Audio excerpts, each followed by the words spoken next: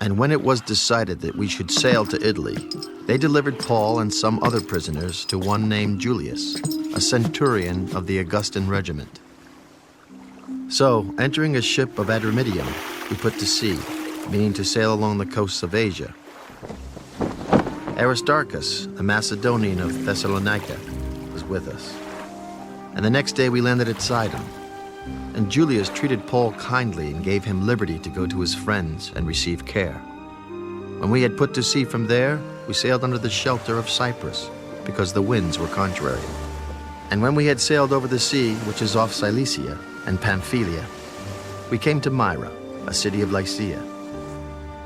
There the centurion found an Alexandrian ship sailing to Italy, and he put us on board.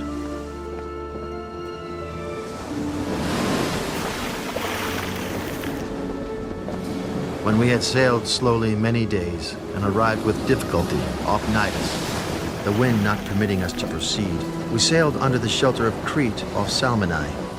Passing it with difficulty, we came to a place called Fair Havens, near the city of Lasea. Now when much time had been spent, and sailing was now dangerous because the fast was already over, Paul advised them, Men, I perceive that this voyage will end with disaster and much loss, not only of the cargo and ship, but also our lives. Nevertheless, the centurion was more persuaded by the helmsman and the owner of the ship than by the things spoken by Paul. And because the harbor was not suitable to winter in, the majority advised to set sail from there also, if by any means they could reach Phoenix, a harbor of Crete opening toward the southwest and northwest, and winter there.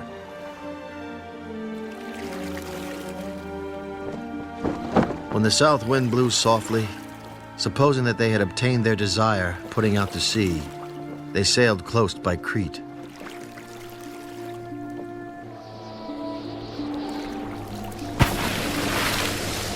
But not long after, a tempestuous headwind arose called Euroclydon. So when the ship was caught and could not head into the wind, we let her drive. And running under the shelter of an island called Clauda, we secured the skiff with difficulty. When they had taken it on board, they used cables to undergird the ship. And fearing lest they should run aground on the Syrtis sands, they struck sail and so were driven. And because we were exceedingly tempest-tossed, the next day they lightened the ship. On a third day we threw the ship's tackle overboard with our own hands. Now when neither sun nor stars appeared for many days, and no small tempest beat on us, all hope that we would be saved was finally given up.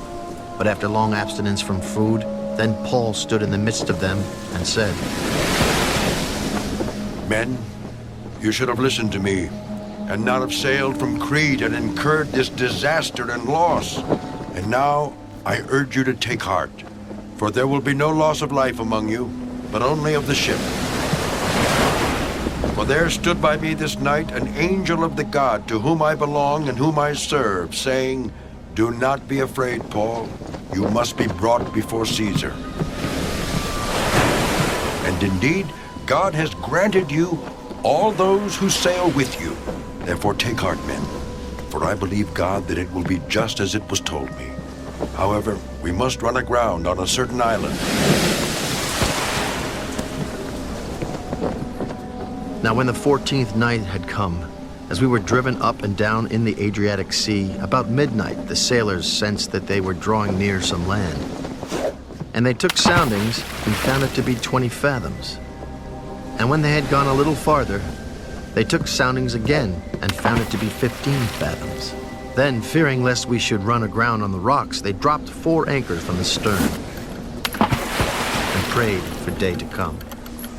And as the sailors were seeking to escape from the ship, when they had let down the skiff into the sea under pretense of putting out anchors from the prow, Paul said to the centurion and the soldiers, Unless these men stay in the ship, you cannot be saved. Then the soldiers cut away the ropes of the skiff and let it fall off. And as day was about to dawn, Paul implored them all to take food, Today is the 14th day you have waited and continued without food and eaten nothing. Therefore I urge you to take nourishment, for this is for your survival, since not a hair will fall from the head of any of you.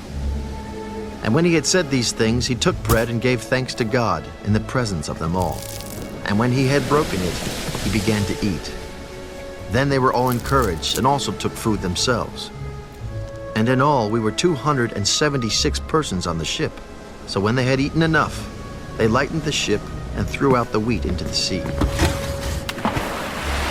When it was day, they did not recognize the land, but they observed a bay with a beach, onto which they planned to run the ship, if possible. And they let go the anchors and left them in the sea.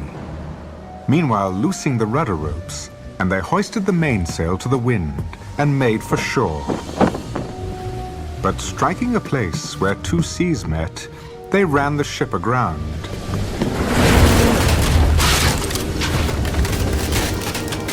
And the prow stuck fast and remained immovable, but the stern was being broken up by the violence of the waves.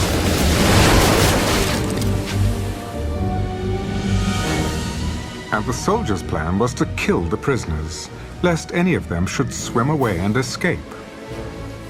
But the centurion, wanting to save Paul, kept them from their purpose, and commanded that those who could swim should jump overboard first and get to land, and the rest, some on boards and some on parts of the ship. And so it was that they all escaped safely to land.